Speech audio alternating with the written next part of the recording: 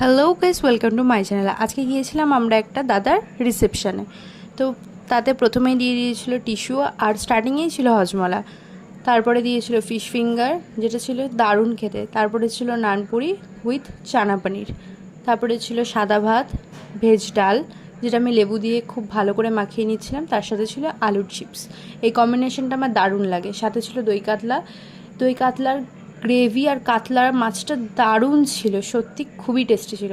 তারপরেই চলে এসেছিলো শো স্টপার মাটন উইথ বাসন্তী পোলাও। সাথে পড়েছিল আমার সবথেকে ফেভারিট পিস, নালির পিস। তো এই কম্বিনেশনটা বেশ ভালোই লাগে। তারপরে দিয়েছিল চাটনি, পাঁপড়, হট গোলাপ জামুন, যেটা ছিল সত্যিই হট, শুধু নামে নয় কাজেও। তারপরেই ছিল ice cream. Tata. Hello guys, welcome to my channel. আজকে গিয়েছিলাম আমরা একটা দাদার রিসেপশানে। তো তাতে প্রথমেই দিয়ে দিয়েছিল টিস্যু, আর স্টার্টিংয়েই ছিল হজমলা। তারপরে দিয়েছিল ফিশ ফিঙ্গার, যেটা ছিল দারুণ খেতে। তারপরে ছিল নানপুরি উইথ চানা পনির।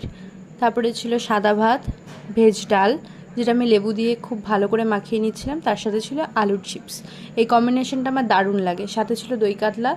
দই কাতলার গ্রেভি আর কাতলার মাছটা দারুণ ছিল, সত্যি খুবই টেস্টি ছিল। তারপরেই চলে এসেছিলো শো স্টপার মাটন উইথ বাসন্তী পোলাও। সাথে পড়েছিল আমার সবথেকে ফেভারিট পিস, নালির পিস। তো এই কম্বিনেশনটা বেশ ভালোই লাগে।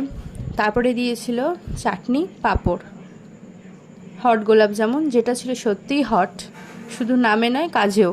তারপরেই ছিল আইসক্রিম। টাটা।